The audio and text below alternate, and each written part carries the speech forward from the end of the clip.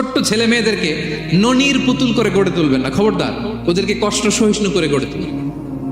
আপনি থাকতেই কষ্ট করা শিখান, তার জীবনটা স্মুথ হবে, তার ক্যারিয়ারটা ব্রাইট হবে, তার ভবিষ্যৎটা সুন্দর হবে। ছেলে মেয়েরা কিছু চাইলেই সাথে সাথে দিবেন। অনেক বাবা মা আছে এত আদর করে, এত বেশি আহ্লাদ করে, যা চায় তাই দেয়, পরে হিতে বিপরীত হয়, ঠিক কিনা?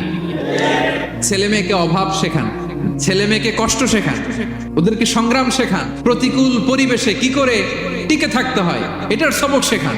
সেদিন লোকমান তাই করলেন, ছেলের সবর শিখাইলেন যে বাবা ধৈর্য ধারণ করো, আতঙ্কিত হবা না। জীবন এটা সহজ নয়, জীবন চলার পথ সহজ নয়, এটাকে সহজ করে নিতে হয়। কখনো সবর করে, কখনো ক্ষমা করে, কখনো অন্যকে ইগনোর করে, কখনো দোয়া করে, কখনো আল্লাহর উপর তাওয়াক্কুল করে, ঠিক কিনা?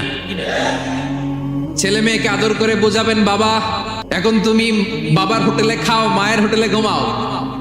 সারা জীবন এমন চলবে না, দুনিয়াটা বড্ড কঠিন, এখানে কেউ কাউরে জায়গা করে দেয় না, নিজের জায়গা নিজেরই করে নিতে হয়, ঠিক কিনা?